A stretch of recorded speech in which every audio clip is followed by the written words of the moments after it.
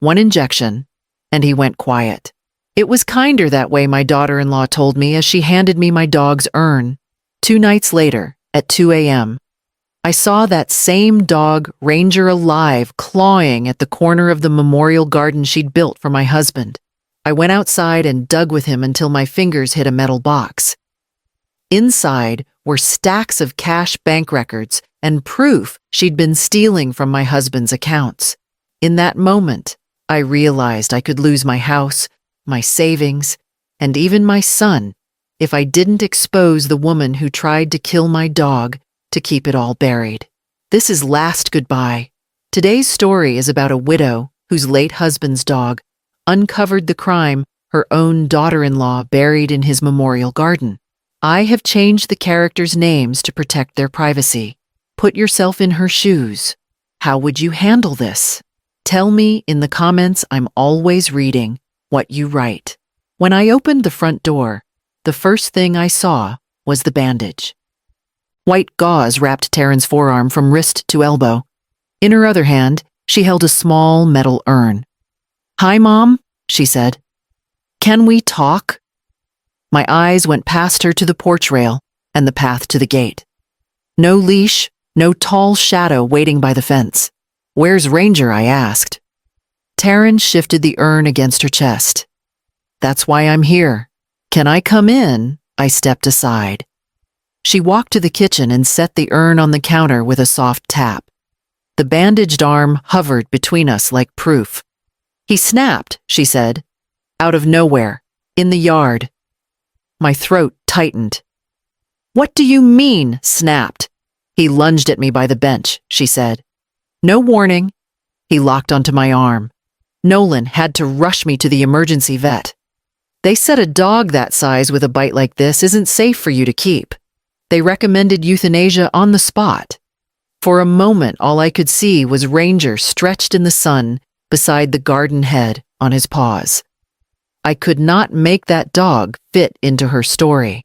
"You should have called me," I said. "He was my dog, Calder's dog."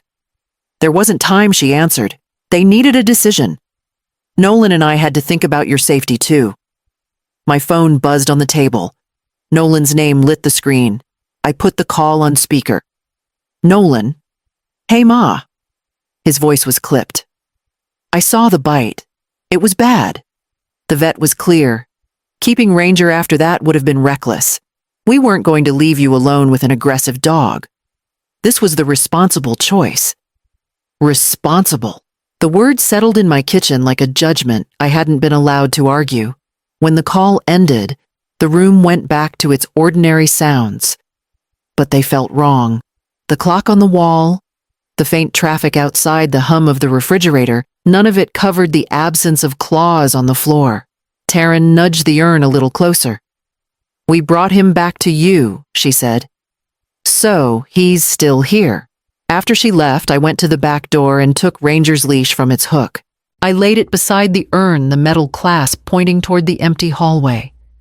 Through the window, the memorial garden she had designed for Calder sat perfectly still, every plant in its place.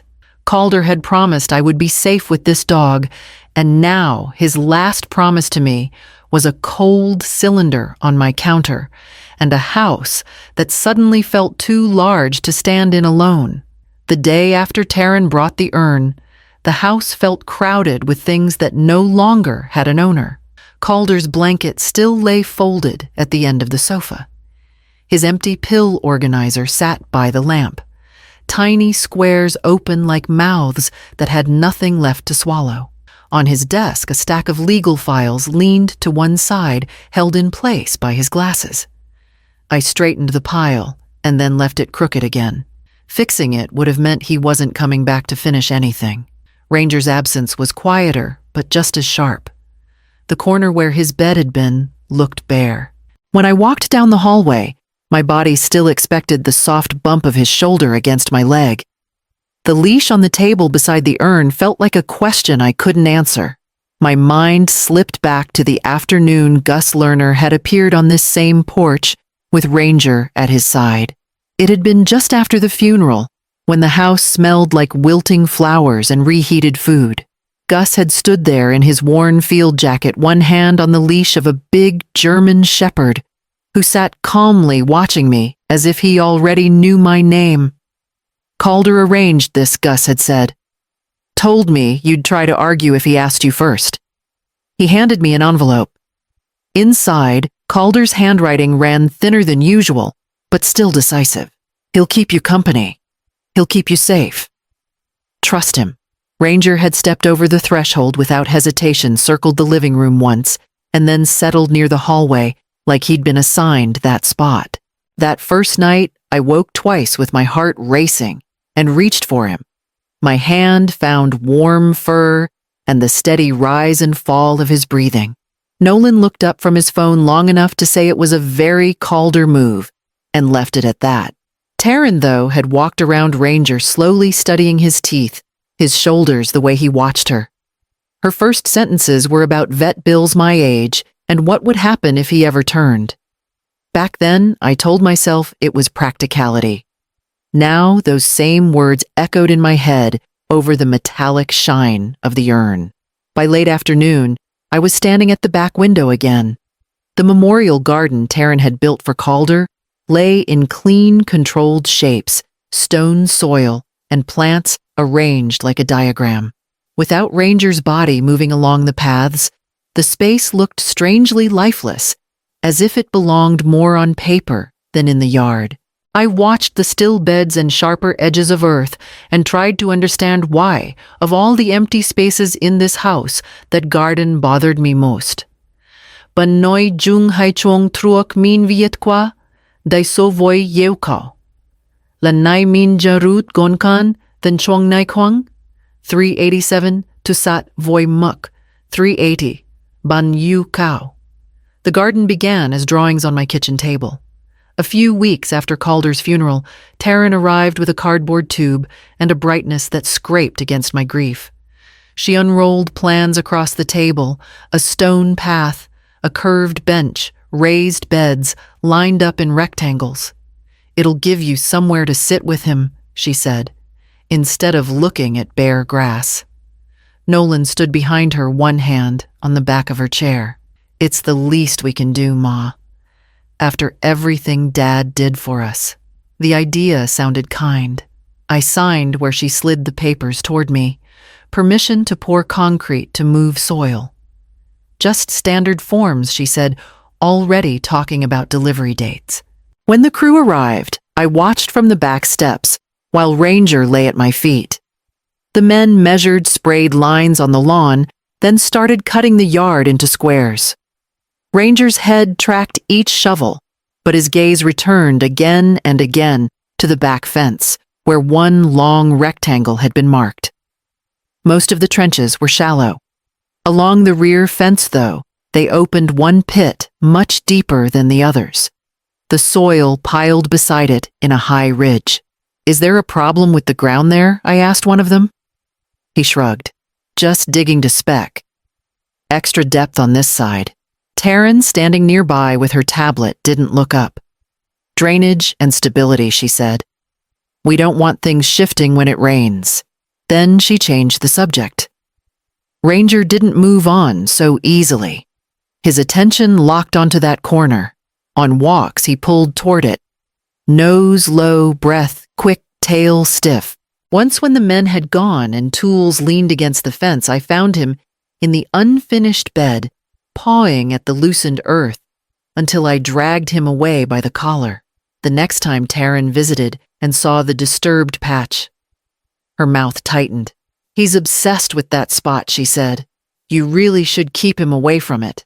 Now there were no workers, no tools, no dog, just me and the finished garden. Standing beside that same corner, I saw how the soil lay slightly darker and denser than the rest, as if it had been pressed back into place on purpose. It didn't happen all at once. It came in small comments, dropped like crumbs for Nolan to follow. At first, it was little things Taryn mentioned in passing. He blocked me in the hallway, she said one evening, rubbing her elbow. I tried to pass, and he just stood there staring. It was intimidating. Nolan frowned. looked at Ranger lying quietly near my chair, then shrugged and changed the subject. The next time they visited, she added another layer. "He stares me down whenever I reach for you," she said, laughing lightly, as if it were a joke. "Like he's deciding whether I'm allowed to touch my own mother-in-law." Nolan's eyes slid to the dog again, considering. What I saw was different. Ranger would be asleep or close to it until Taryn's tone shifted. When her voice went tight, or her hand closed a little too firmly around my arm, his head came up. He'd get to his feet and ease his body between us, not snarling, not lunging, just placing himself there, solid and watchful. His eyes never left her hands. It all crystallized one afternoon at the dining table. Taryn had spread out a slim folder she'd put together. Simplified paperwork, she called it. Pages about consolidating accounts, adding signatures, making things easier down the road. When I hesitated over one form that would have given Nolan broad authority on the house, her fingers tightened around my wrist. "Don't overthink this," she said. "You're making everything harder than it needs to be." Ranger stood up so fast his nails clicked on the floor. He stepped in, shoulder-knocking gently against Taryn's side, and let out a single sharp bark. Not wild, not prolonged. Just one sound, a warning. Taryn jerked her hand back as if she'd been burned. That moment became her story. Later in the kitchen, I heard her telling Nolan that Ranger had nearly bitten her, that she'd felt teeth at her skin, that it was only a matter of time before he hurt someone. Nolan started using her words after that liability, unpredictable, too much dog for one person. Each time he said them, they settled heavier between us. Every visit turned into a quiet argument I hadn't agreed to have. I was too trusting with a big dog. The house was too quiet for a shepherd who needed constant structure. If they ever had children, she said Ranger would be a problem, and responsible people didn't keep problems around. By the time I realized how carefully the picture had been painted, me fragile, Ranger dangerous, Taryn rationale, it was already hanging in Nolan's mind like a finished portrait, waiting for the day she could use it to justify erasing him. The day everything tipped started like any other Thursday. Before I left for Maris's apartment, I swung the baby gate across the hall and pressed the latch until it clicked. Ranger stood on the other side, ears forward, tail low. I dropped his rubber ring on the rug and rubbed the warm fur at his neck. "I'll be back before supper," I said. At Maris's place, we ate and talked without going too close to anything that hurt. I checked my phone once. No calls. No messages from Nolan. I pulled into my driveway just after 5. From the street, the house looked ordinary. The change waited inside. The baby gate lay on its side in the hallway, one hinge twisted. The leash hook by the back door was bare. Ranger's bowl by the sink was dry. Ranger. My voice bounced against the walls. I walked a slow circuit of the rooms calling his name until my throat felt tight. No nails, no tags, no heavy breath from his bed. I called Nolan. Voicemail. I left a clipped message asking where the dog was and when he had been there last. By the time Taryn's car pulled in, dusk had settled over the yard. She came in with her bandaged arm and the small metal urn. Standing by the sink, she told me what had happened. She said she had stopped by to water the garden. She said Ranger had lunged at her near Calder's bench. She said Nolan had rushed her to an emergency vet, that the vet had warned them about liability and future attacks, that keeping him would be reckless. She said someone had to make a decision. When I told her it was not her decision to make, her mouth tightened. "You wouldn't have been able to do it," she said. "You're too attached." We did what was necessary. On speakerphone, Nolan's voice was firm and distant, repeating the same words, aggressive, dangerous, necessary, until they sounded less like a description of a moment and more like a judgment stamped on the dog himself. After they left, I found Ranger's collar in the basket by the door, the leather still curved, in the shape of his neck. I sat at the dining table, where Calder used to spread his case files, the urn, and the empty collar between my hands, and understood that in the name of keeping me safe, the most important choice in this house had been made without me. 2 nights after the urn appeared on my counter, sleep still wouldn't touch me. I lay in bed staring at the ceiling until the dark felt heavy on my chest, then gave up and padded down the hallway in my socks. The clock near the front door ticked loud in the quiet, its hands just past 2 in the morning. In the kitchen, I filled a glass at the sink and stood there listening to pipes settle in the walls. That was when I heard it faint at first, a rough, steady scraping coming from somewhere behind the house. Not the light scurry of a possum on the fence, not branches against the siding. Heavier, rhythmic. I set the glass down without drinking. The back porch light was off, and the window over the sink showed only my own reflection and the pale shapes of cabinets behind me. I reached over and flipped off the kitchen light. The room sank into shadow, and outside came into focus. Through the glass door, I could just make out the memorial garden washed in a thin spill of light from a neighbor's porch. In the far corner, soil flew in short bursts. A large shape hunched over the bed, along the fence, shoulders rising and falling with the motion of digging. For a moment, my mind misfired, offering every wrong explanation. Stray dog coyote shadow, before landing on the one that made no sense at all. My hand found the lock and turned it. Cold air slid in as I opened the door. The stone under my bare feet leached warmth from my skin, but I barely felt it. I walked down the path, heart pounding so hard it blurred the edges of what I saw. The figure in the corner stopped digging. It lifted its head and turned toward me. Ranger. He stood in the shallow trench he'd made, chest-heaving fur matted with dirt and something darker along his legs. His paws were raw, smeared where the skin had torn. For one suspended instant, we just looked at each other. Then his tail moved a single slow wag, and he turned back to the same spot he had always tried to reach, raking at the earth, as if nothing else in the world mattered. I stumbled the last few steps and dropped to my knees beside him. The soil was cold and damp under my nails. I dug with him, pushing aside clumps of earth, breathing hard as the hole deepened. He worked until his whole body shook, then shifted aside just enough for me to reach farther down. My fingers scraped against something that wasn't stone or root. Flat, hard. I cleared more dirt away and felt the unyielding edge of metal. Ranger backed up a little, standing over us, chest rising in ragged bursts, eyes fixed on my hands, as if everything he had left was tied to whatever I was about to pull out of Calder's careful garden. The metal edge under my fingers was colder than the soil around it. I clawed more dirt away until I could see the corner of a box, dull green under the mud. Ranger pressed against my leg, trembling so hard I could feel it through my jeans. Easy, I murmured more to myself than to him. The case was heavier than it looked.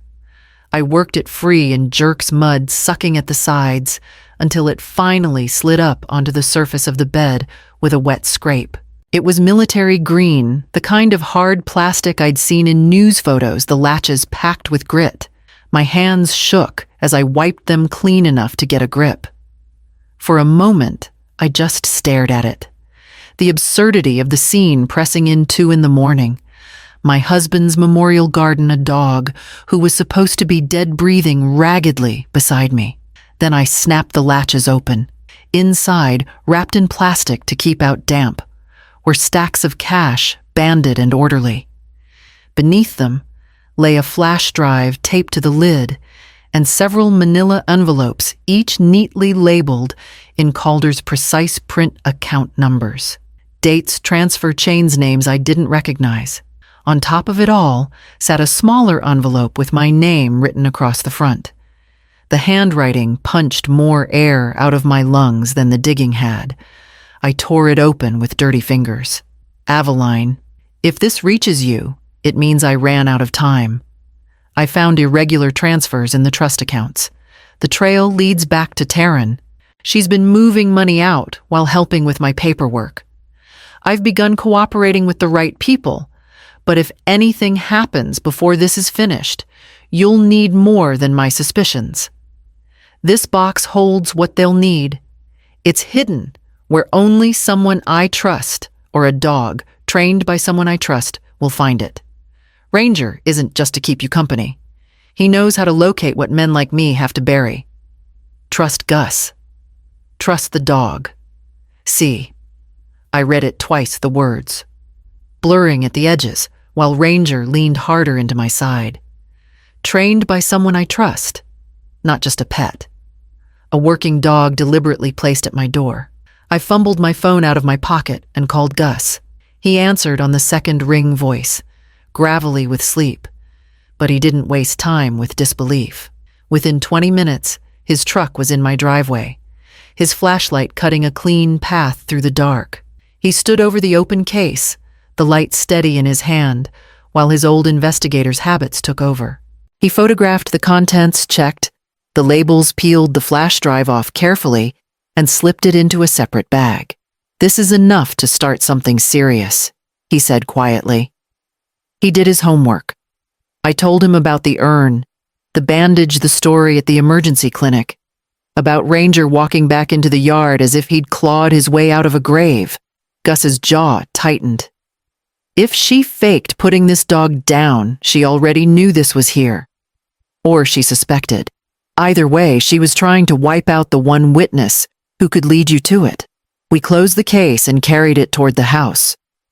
Ranger limping beside us, and I understood that Calder's garden had never just been about flowers and stone. It had been built over evidence, and now that I'd seen what lay underneath, there was no way to pretend it was only a place to grieve.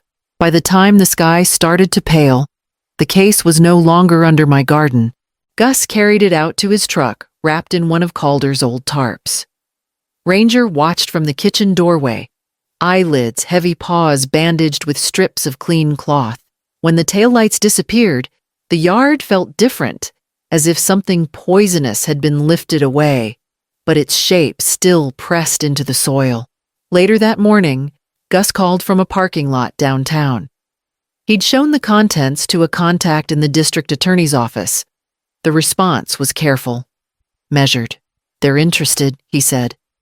"But paper trails and a box in your yard aren't enough by themselves. She can claim she had no idea it was there. We need to catch her tied to it in real time." "So we wait?" I asked. "We set the table," he answered. Then we let her walk to it. By afternoon, he was back at my kitchen table, a legal pad between us. Outside the hole Ranger had dug was already filled and the surface smoothed.